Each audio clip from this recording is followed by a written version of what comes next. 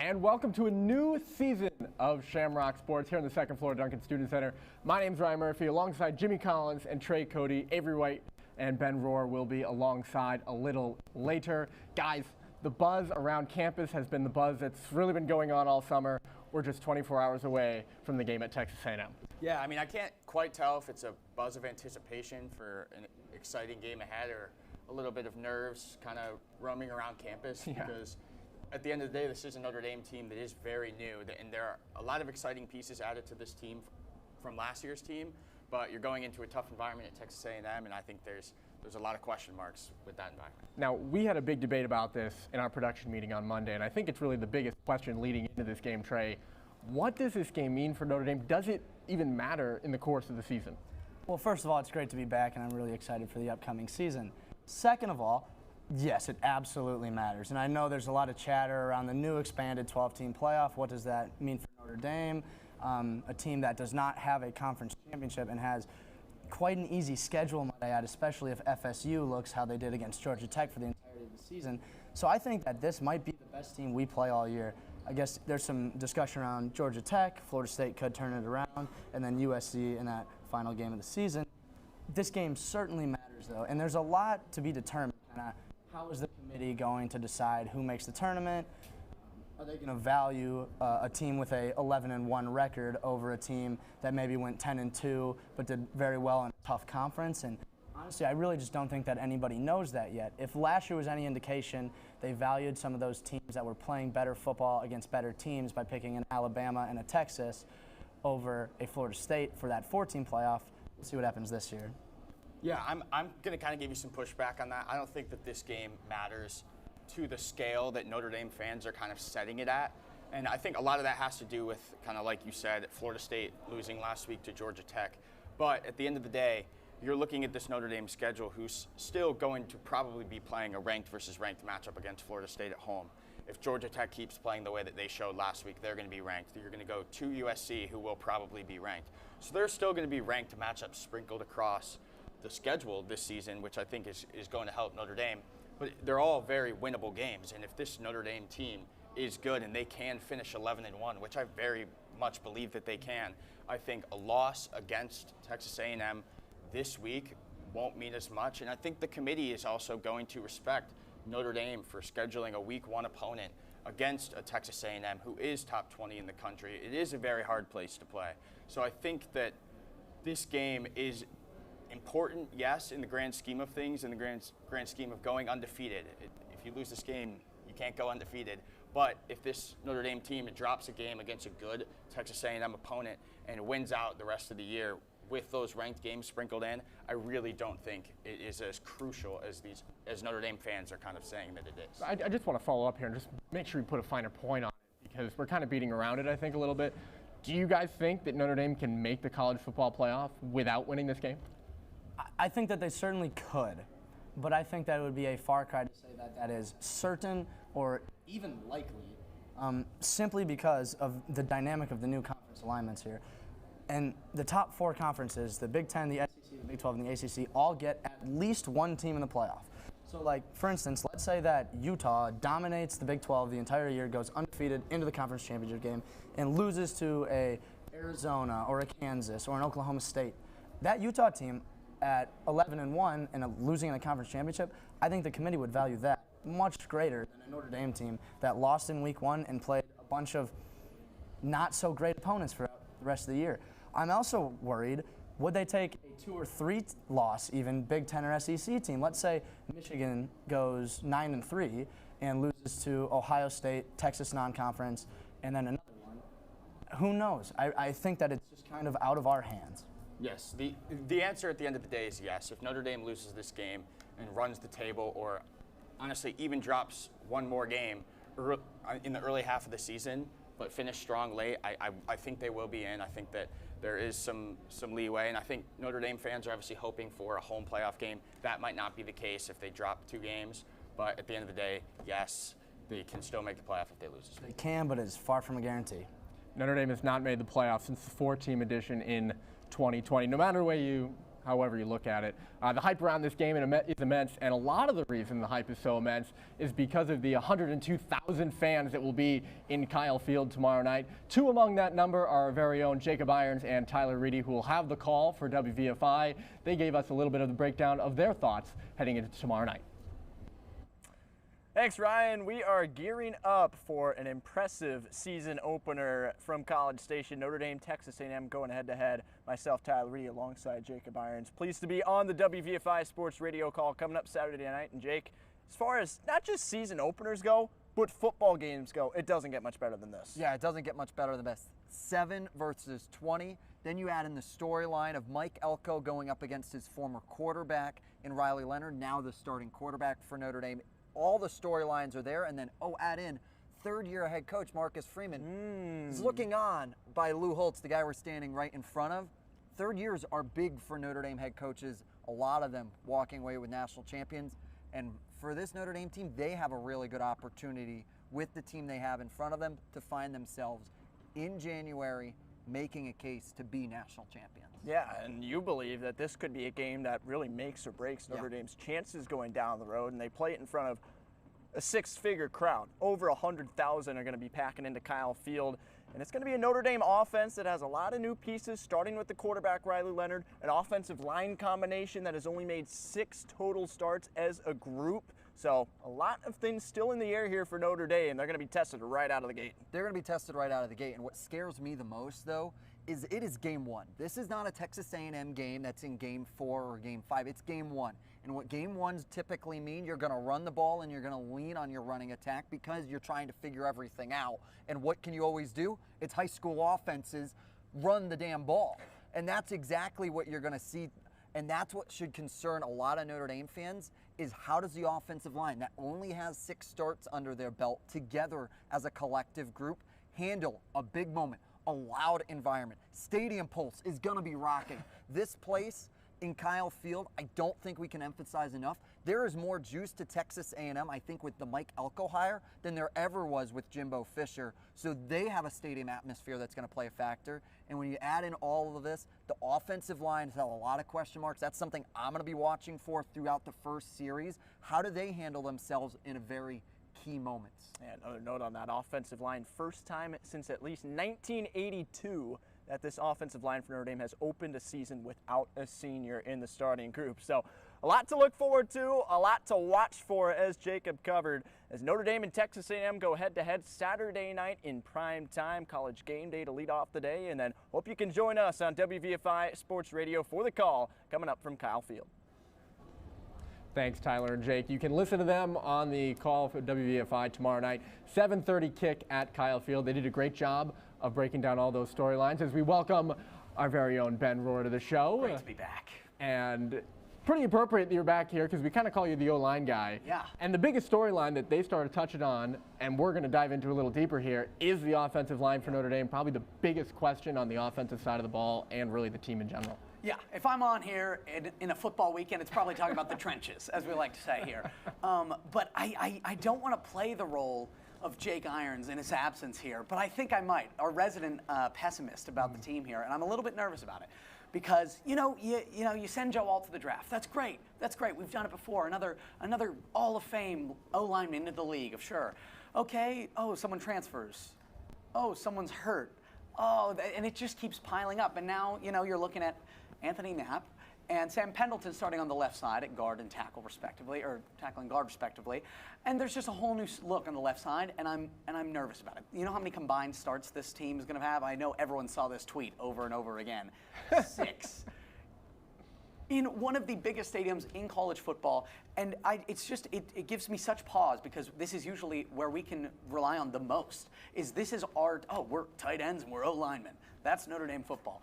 We cannot do that this year. There's just nothing, there's no base. And I'm worried that they're going to come out flat like we've seen in the past in these early games that we like to lose. And I just desperately hope Freeman has them ready. Texas A&M adds Nick Scourton, who's the reigning Big Ten sack leader, on their D-line. It's just a matchup that I feel I must fall into the role of pessimist here as someone who tries to be in it on the O-line, because there's just too many question marks, too many guys that have never seen the field. Even fifth-year seniors weren't beating out these new freshmen. There's such an uneasiness that I think I'm terrified. So you're going to play the role of pessimist. Yeah. Jimmy, how are you feeling? Are you feeling that this might be a problem for Notre Dame early on tomorrow? Yeah, I think it's definitely a worry going into the season having an offensive line that isn't a veteran-filled offensive line that you know is going to be there week in and week out. But when I'm looking at this Notre Dame offensive line, I just think it's kind of bend, don't break. Notre Dame's offensive line has been huge over the past however many seasons. They've had one of the best offensive lines in the country year in and year out, and I don't see that changing. I think that it's young, but there's so much room to grow and like so much potential for a football program that just churns offensive linemen. So I think first game, I think it's kind of a bend, don't break, but I'm not going to panic. And I think a lot of that has to do with who the quarterback is. One thing for sure, and you kind of touched on it, is that Notre Dame's developmental mechanism at the line is usually pretty good. Yeah. So it'll be a lot to do with how they improve over the course of the season. It's amazing now that we've got this deep in the show, talking about a Notre Dame football team, and we haven't even talked about Riley Leonard yet. Yeah. Biggest addition for Notre Dame in the offseason, quarterback coming in from Duke. Is he going to be a difference maker starting tomorrow? Yes, I very much believe so. Riley Leonard he's a great quarterback. He showed it in 2-3 seasons at Duke. And the biggest thing that I'm most excited for with him is his ability to use his legs. You see it here, running on a Notre Dame defense that kind of struggled to contain him last year. And with kind of a younger offensive line with not much experience at the end of the day, this is a quarterback that is going to be able to use his legs to extend plays, kind of similar to the Ian Book that we saw a couple years ago on a team that was very good. And yeah, I'm very excited. He ran for over 1,200 yards at Duke, and I think we're going to have kind of some design runs, pull defenders, whether that be like a read option sort of thing. I think we're going to see a lot of that with Riley Leonard, and I think that's really going to help a lot of parts of this offense. I'll play devil's advocate once again, because in his 10 games as a road starter for the Duke Blue Devils, his record 4-6. The average crowd size at these games, just hanging around 37,000. There's going to be 3 times as many people at this game on Saturday than all of those games. If he can't do it in those situations on a Duke team, where, I mean, the strength of schedule would have been lower than a Texas A&M road game, it just makes me terrified once again. And obviously, to your point, I love his running ability. It's very exciting. I'm a huge Ian Book guy. What a great college quarterback. If we could have another Ian Book season, I'm there. Yep. I'm worried he's not even going to be able to get past the line of scrimmage with the O-line we're jogging out there. I'm worried that the pieces are just going to fall apart at the end of the day with, oh, we need his legs. The O-line isn't there. Oh, we need him to be clutch in a big situation. Where was that in Duke? I hate being this person right now, but I'm nervous. I'm nervous. You make a good point. One thing is for certain, though, and he will be helped more than Sam Hartman was last year by a wide receiver room, which is much improved. Notre Dame bringing in 3 graduate student transfers, Bo Collins, Chris Mitchell, Jaden Harrison, all coming over. They'll be improved. Will it help? What are your expectations, really? Yeah, I think I'm optimistic here because I love Chris Mitchell. I think he's a great route runner. I think for his size, he's actually a very strong receiver. I'm looking for him to become a clear number 1. I don't know why, but I think that's who I'm looking for to be the number 1 guy. And then I'm also still a huge fan of Jaden Greathouse and Jordan Faison, who are still on the roster. In the slot, I think they could also take a bigger role. Obviously, I think they were great for young players last year, but I think they could come in and just have a fantastic sort of sophomore year, a blossoming into very reliable guys as well. I think I'm optimistic there, hopefully. Yeah, I'm very optimistic. I think the development of this Notre Dame wide receiver room this offseason is crucial to the offense's success as a whole. I mean, Riley Leonard can use his legs like I was talking about, but that's only going to help so much. They added 3 guys. I think Chris Mitchell's going to be a great deep threat. I'm excited for Bo Collins, kind of a veteran receiver who played at Clemson and was very good there. And then Jaden Harrison as well. But you also saw development and kind of rise to fame for guys like Jordan Faison and Jaden Greathouse, and at the end of the day, you still have that big body receiver in Jaden Thomas and one of the best tight ends in college football in Mitch Evans. So I think that it's going to help to kind of be able to get guys open this year, which has been a big problem for Notre Dame in the past, not getting guys open. And at the end of the day, if guys can't get open, there's not much you can do. And even you saw it last season, they were thin at wide receiver. They had to move Chris Tyree, who at the end of the day he came here to be a running back, and he did well, but that's not going to happen. Right. As long as Leonard has time to get the ball off. Well, that's sort of what we're going to touch on next, because there are a lot of storylines on the offensive side of the ball, but most predictions have this being a defensive battle. We'll talk about the defenses right on the other side of this break. Welcome to Shamrock Sports. My name is right. Tyler Reedy, joined alongside Avery White and Cooper Van Driesch. And hey, we've got a great show on tap today as the anticipation is building with Notre Dame football set to take the field once again tomorrow. I know. I'm looking forward to seeing how the Notre Dame offensive line comes out. Check up. Let's go. That position group will be critical for the Irish. Hey! That's and1. That's and1. Hey, I hate to be that guy, but we're kind of in the middle of something here. It's pretty important. We know you guys want to play too. I mean, we need 3 more. 3 more. Yeah, I've been waiting for this. Come on.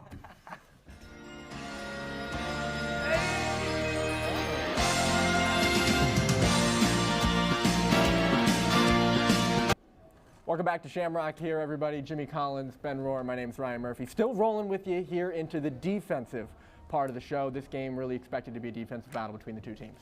Yeah, I'm so excited to watch this defense go out and play this weekend. I think they're top 3, if not top 1 defense in the entire country, and I think a lot of that has to do with veteran presence on both the defensive line and the secondary. You've got guys like Xavier Watts back at safety, who's also going to be partnered with a younger player, Adon Schuler, who is getting SEC level player comparisons. So I'm very excited about that on the back end. And then, of course, you have Ben Morrison, star, at corner with guys like Christian Gray and Jaden Mickey, who were very productive for a very good Notre Dame defense last season. And then on the defensive line, you add a guy like R.J. Oben off the edge, who to pair with Riley Mills. And then on the inside, you've got Jason Anye, who I think is very, very poised to have a big season. And then All-American Howard Cross. At the end of the day, it's going to be a star-studded defense, and it's going to be a suffocating defense. And I think that's going to keep Notre Dame in every single game they're in this season. Texas A&M's defense, not too shabby either, Ben. No. As I mentioned earlier, adding Scourton, I mean, just that front 7 of theirs is just going to be punishing. And that's why I'm going to agree with Jimmy here. I think this is going to be truly a defensive battle where you have that front 7 punishing our O-line, which, of course, we've talked about. But then also on our side of the ball, what a luxury. Yes. What a luxury we have to get Xavier Watts back, get Benjamin Morrison back. I feel like there are few schools in the entire country where we have this sort of culture of coming back and not just immediately jumping to the draft, improving, developing, sort of building a culture. And I think that's where I think I'll agree with Jimmy today, which I'm excited to do. I think this defense is going to be fantastic to watch. But I mean, Texas A&M is going to give up everything they have, and I'd keep the scores low. Yes, I agree. I think Texas A&M is really going to look to blitz our offensive line and cause a lot of havoc there. And hopefully the offense with Riley Leonard's ability to use his legs and a bunch of new wide receivers can kind of calm that down a little bit and take some pressure off a young offensive line. But at the end of the day, I think the defense is going to be so good and it's going to keep Notre Dame in the game. And I think it's going to be a very, very low scoring game. And I'm very excited to watch it. Well, we'll get to the scoring predictions a little later in the show, so make sure to stick with us. Right now, we're going to take a little big picture view. On the other side of the break, Trey Cody will join us, and we'll walk through some college football playoff predictions. No ball? Let the seasoned ball knowers at Shamrock Sports get you up to date on all things ball around Notre Dame. Shamrock Sports airs 3:30 p.m. every Friday right here on NDTV. Go Irish.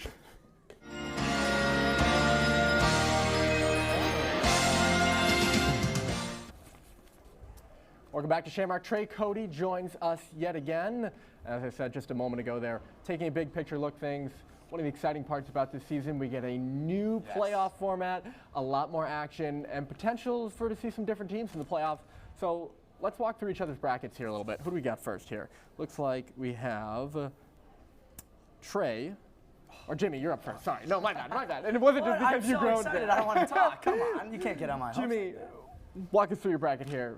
Who you got? I'm very excited for the 12-team playoff. I think I talked about it a little bit in the spring about how I thought that maybe I wasn't that excited, but as kind of time goes, I've become a lot more excited. I think our conference champions, you're looking at it right here. We're going to have Georgia out of the SEC.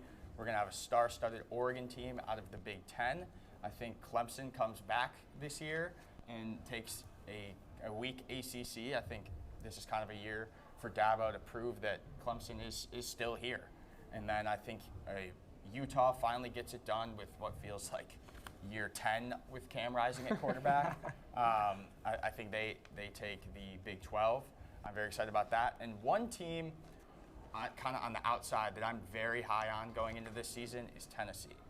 I think their quarterback is one of the best in the country, and I think if they can face off with what will probably be the runner-up in the Big Ten in Ohio State, in their second matchup, I think that game would be a very offensive, fun, high-scoring game to watch. And yeah, I snuck Notre Dame in there at 7. We're going to get a home game here. I'm excited about that. So. Yeah, well, I'll tell you what, I really like that Tennessee pick. If you're going to see in a second that they are in mine as well. And we actually have quite a few similarities here, a few very notable differences, though. Our top 3 are the same. I think Georgia's going to be what everyone expects them to be, a bit of a bounce-back year after falling in the SEC championship a year ago. I love the Oregon Ducks as well, and I know that we don't have it up there, but Oregon is actually my national champion pick. I do think that the Ducks, with their new introduction to the Big Ten, are going to win the Big Ten, and not only the Big Ten, the entire thing.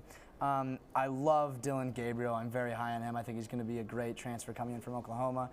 In Dan Lanning's 3rd season, they have maybe the best offense in the country, with wide receivers like Tez Johnson returning, and then Texas A&M transfer, Evan Stewart, and then a great cornerback transfer from the runner-up last year, Washington, in Jabbar Muhammad. Another interesting pick for me, Arizona, going to win the Big 12 in their first year. So I have a few newcomers taking on the old guard in the Big 12 and the Big 10.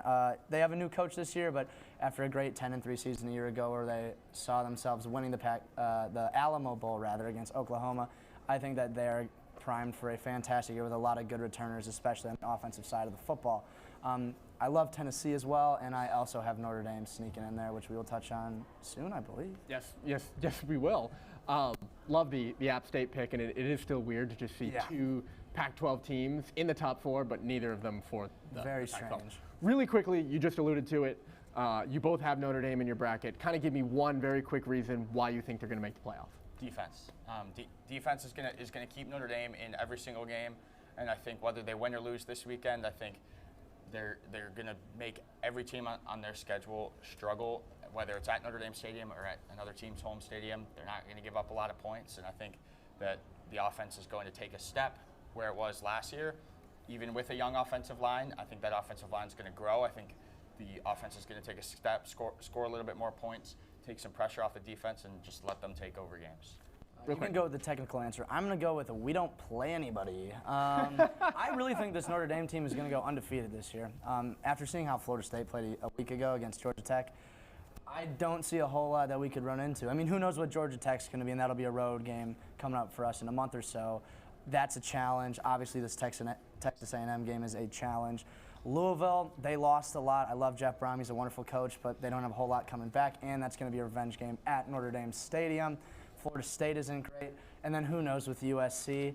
I really think that this Notre Dame team has a chance to go 12-0, get a bit of a bye week with no conference championship, and then go into the playoff undefeated at either that 5, 6, or 7 seed for a home playoff game. We'll see. The kaleidoscope can shift very quickly in college football. One thing's for certain, Shambookie is back. We'll be on the other side of this break doing our betting picks of the week. But first, Avery White has to get you all caught up on all the fall sports news of the week so far, first week back at school here at Notre Dame. Avery, take it away. Thanks, Ryan, and hi, everyone. I'm Avery White here with some updates on our Notre Dame fall sports. Let's start with soccer, where the women have started the season with a 3-1 record with a big win against Michigan last night. Keep an eye out for Izzy Engel, the freshman whose hat trick against Samford has entered her into the conversation of freshman breakout star of 2024. Make sure to watch on Sunday at 7 p.m. as the women take on Butler down in Indianapolis, where the Bulldogs have a 3-0-1 record. Over on the men's side, the team began with a tie against Akron last week and tied again with Indiana last night. Indiana fired 10 shots on goal, 8 of which were saved by freshman goalkeeper Blake Kelly. The Irish will head to Louisville next week to face the Cardinals, who are starting strong with a 2-0 record. Moving on to cross country, your team is competing in their first meet of the season over in Valparaiso, Indiana at the Crusader Invite today. Be sure to follow along as the team hosts the National Catholic Invite in September and eventually competes in the ACC and NCAA championships later this fall. That's what's happening around Notre Dame athletics. Now back to Ryan Murphy with more football analysis. All right, welcome back, everybody. Ben Rohr back with us. We're in the home stretch here on Shamrock Sports. We're back, and that means Shambookie is back, one of our favorite segments. We're giving our betting picks for the week. Ben, let's start with you. Who you got? I'm having a little bit of fun with this one. I was inspired to make this pick after my dear friend Nate said he went to a Temple football game last year where they lost to SMU 55-0. And I went, really? I didn't know that. So I did a little diving into the old Temple Owls, and they lost to SMU 55-0, UT San Antonio, UAB, and Tulsa. And none of them were close. That was not all of their losses. Don't even worry. Those were just some of the fun ones I picked out. This week, they're headed to Oklahoma. While I don't think Oklahoma is going to be a juggernaut this year, the line's 42. Over-under, I think, is 57.5. I say you take the over because I think the Sooners are going to hang 60 on the Owls. And, you know, Temple, they actually got a new running back, Antoine Littleton from Maryland, so maybe they have a little, just add to the over sort of bet there, get some points on the board. But I think it's going to be ugly. I do. I think it's going to go poorly for the Owls, and I think that's going to be a big score. You know, these first 2 weeks of the college football season always bring those crazy scores because of the different matchups, but yeah. I don't think you had to go preying on the Owls' downfall like that. That's tough. Oh, no. I mean, love the team, but tough matchup for them. I'll go my pick. I have a team that's actually coming to Notre Dame Stadium here in a few weeks. Miami of Ohio is a 3-point underdog at Northwestern this weekend. They're the MAC champs. They're much improved even from last year. I think they're going to challenge Notre Dame. Maybe not be a close score, right? Okay. But I think they'll be a competitive team. They're not going to go away. And if they're going to challenge Notre Dame, they're going to do a whole lot more than that in Evanston when they go up there this weekend. They won this game in 2022. Give me the Red Hawks. Wow. Outright winners at Northwestern. Wow, that is bold. Yeah, outright winner. That is bold. I like that pick a lot. In my college football 25 dynasty, I started at Miami of Ohio, and we made the playoff a couple times. So you have a soft spot in your heart. I have a soft spot. Yeah. I have a soft spot. It's a good team over there. With my pick, I'm gonna continue to beat the same drum that we've kind of been talking about all show, and I'm gonna go with the under 46.5 in Notre Dame and Texas A&M this Saturday night. And I just think that with the elite defense that Notre Dame has and kind of questions around the offensive line, a good Texas A&M defensive line, I think there's going to be a lot of Leonard moving his feet, which is going to keep the clock running. I think that it's going to be a low-scoring game, which I'll get into more later. But, yeah, I think under 46.5, I think, is the play for the big game this weekend. How about you, Trey? I'm going to the back-to-back FCS champions in the South Dakota State Jackrabbits. Okay. Cool. I would doubt that many of our listeners know this. They're on a 29-game win streak. Their last loss was September 3rd of 2022 at Iowa with a score of 7-3. I remember that. Wow. They just dominate. If anybody watched the North Dakota State-Colorado game last night, I think it's going to be a very similar game to that. Kind of tight in the first half. Maybe it gets a little open in the second half, but I think they're really going to keep it close. They're plus 9.5 on the road. I think that the Jackrabbits are going to get it done. Maybe not come out with a victory, although they certainly could, but I really like them to cover that 9.5. All right. There's a Shambookie picks. Great to be back, right? I know. Great to be back with Shambookies. So wonderful. Nothing better than that. Making you money. One more pick left for us to do, and that is our predictions for tomorrow. Get a little caught up with an update from our friends at NDTV, and then we'll be back with our predictions after this.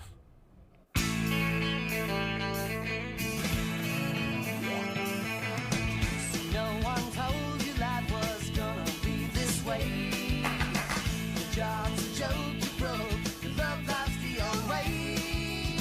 It's like you're always stuck in second gear.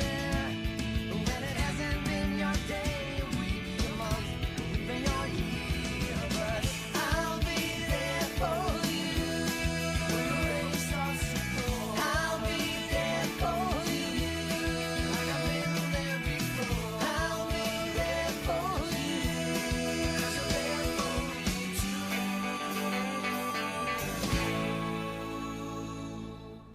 right, welcome back. This is it.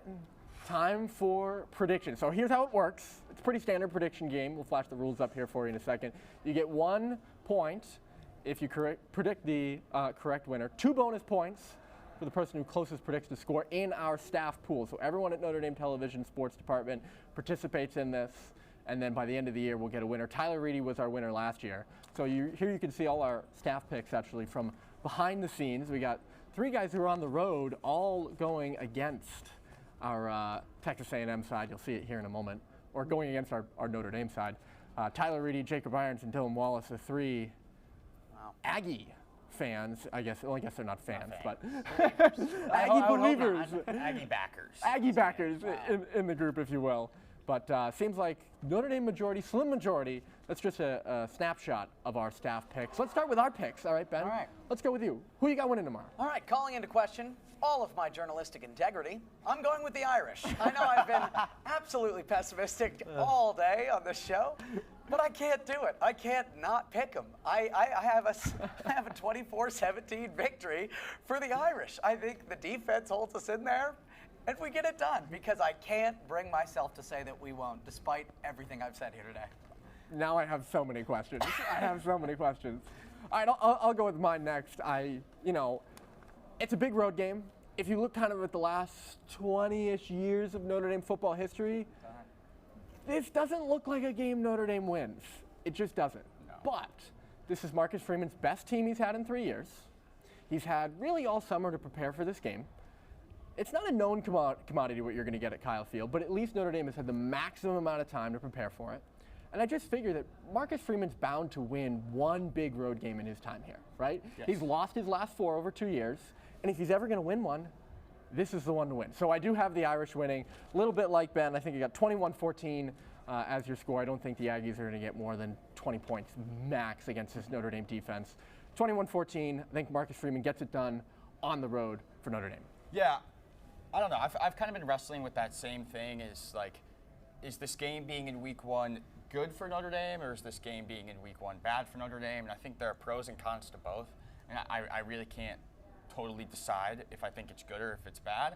But I think that this is going to be a very low-scoring game, like I said. And I really think that the first team to 17 wins this game. And that's why I'm going to be the one to do it. Sorry, guys. I'm going to take Texas A&M. Knew this was coming. To win. We switched. You were win, optimistic all day. To win 17-13. I think it's going to be really close. I think it's going to come down to the wire. I could see Notre Dame having a late shot to win it at the end of the game and coming up just short. I think the environment there in College Station at Kyle Field is going to play a big factor, and I think that by no means does a loss in this game ruin the rest of the season at all. But I think that Texas A&M has a bit of the environmental advantage and kind of the hype advantage, to where I think that it's going to be a very close game, but I think they're going to pull it out 17-13. I'm a bit on the other end here. I think that it's going to be a high-scoring game, but mostly due to defensive takeaways. I think that Notre Dame's going to get at least an interception, maybe 2 or 3 even, and I think that Texas A&M is going to get a lot of pressure on the quarterback and force some smaller drives for us.